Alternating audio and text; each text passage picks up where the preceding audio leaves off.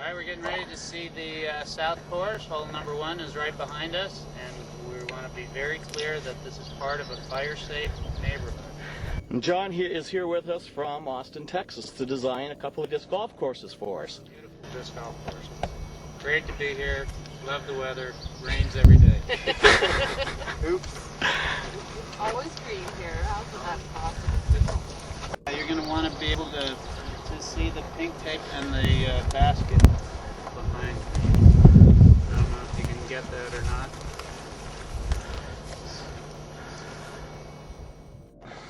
Okay, this is the south course. This would be hole number 1 there, 8. And it's a very nice par 4. It's about 550 feet. It's deceptively uphill. Throws across the ravine. This is the pro tee. The shot is going to go basically over the existing basket toward that pink tape. There's a very nicely defined landing area. And then we're going to dogleg up to the right. Little anhyzer on the second shot. There is one other option, that is for a lefty hyzer out by the road. That'll give you a clear alley running up parallel to the road. Don't expect too many people to take that.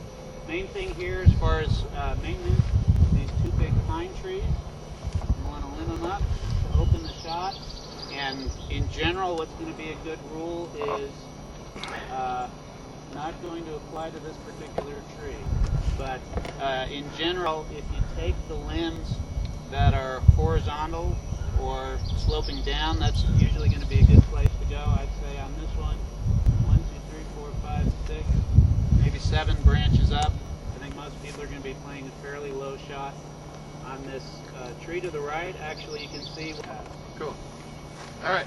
Actually, a small tree behind it here. That will be hopefully future. Yep. So, expect people to try to get crazy here, but you definitely don't want them going out over the road. Yep. So if this is hole number 2. This is one of my favorite holes on the whole complex. It's a beautiful par 5, about 900 feet. Little turnover shot for a righty. Very well defined landing area. And across the valley with a hyzer and side hill to the pin. Beautiful hole. Okay.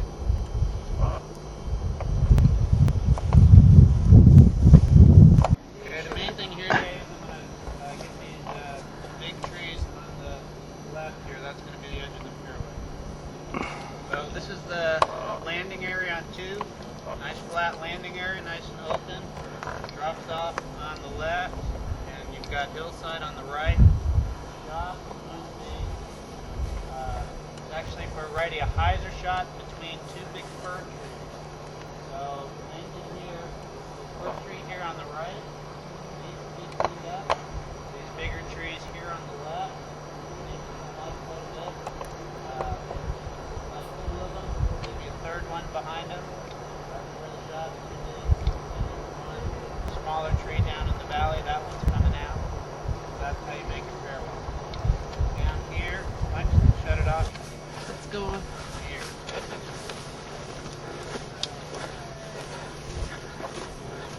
Okay. This is Kamloops sand trap number 1. If a righty hyzer's out, you're on a lower plateau here, and you've got a big wall in front of you. We don't want the player to be completely screwed, so we want to limb up in here, maybe take out this tree that's leaning over so that they've got a shot to get back onto the fairway. We don't want them to just have to pitch back out into the valley. So if you're in the sand trap, you made a bad drive, you're going to have a very tricky second shot. It'll be something tight right through here. This is your approach to the basket on 2. We've got 3 red trees that are coming out. One about 20-foot pine that's going to stay. You'll be able to come in this way. This next tree's gone. Or you'll be able to come in this way. Get a nice little drop off behind the pin.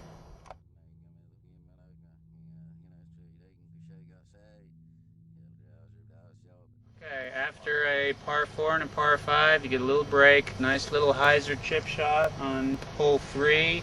It's about 230, 240. It's behind the big fir tree, and we've got fir trees on either side. That'll be the future edges of it in case we need it. the basket is just on the back of the ridge. So if you just throw a shot and bury it into the front of the ridge, you're going to have a tough putt over the backside. Hole 4 is a par 4. Going to come hyzer for a righty across this valley. And then the second shot, you want to get as long as you can because you want to get up the hill a little bit. Second shot is uphill, and you're going to want to be uphill a little bit just to see the basket.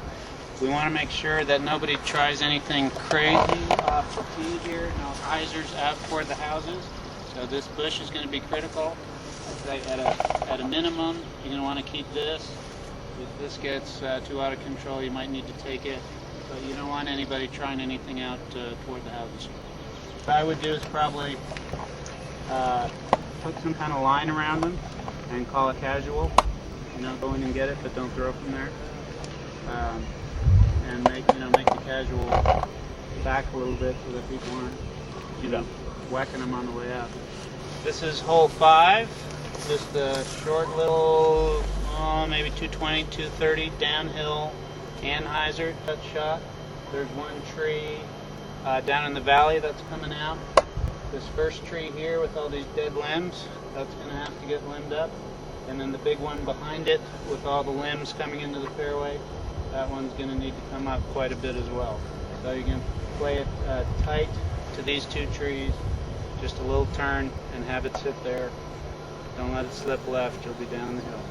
50, 39, 364, 120, 17, 378. Hi, Dave. That is this. Was hard work.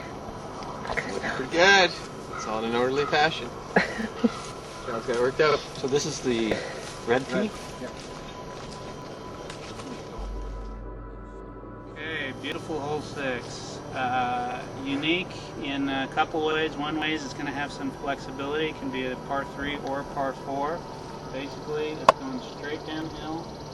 Fir tree defining the right, fir tree on the left.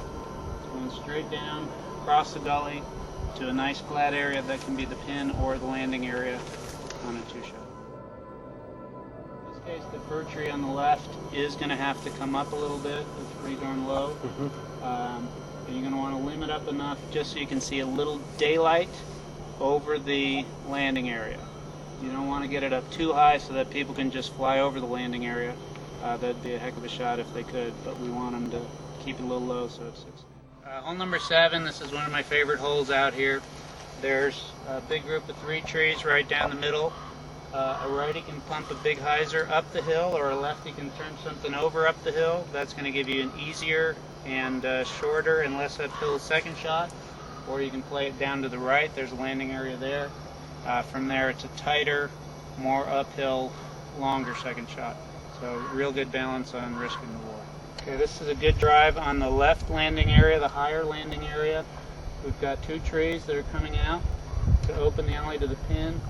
This first bigger pine tree on the right side is going to need to come up quite a bit, probably about to where the branches start going up, and that'll give you a nice shot to the pin.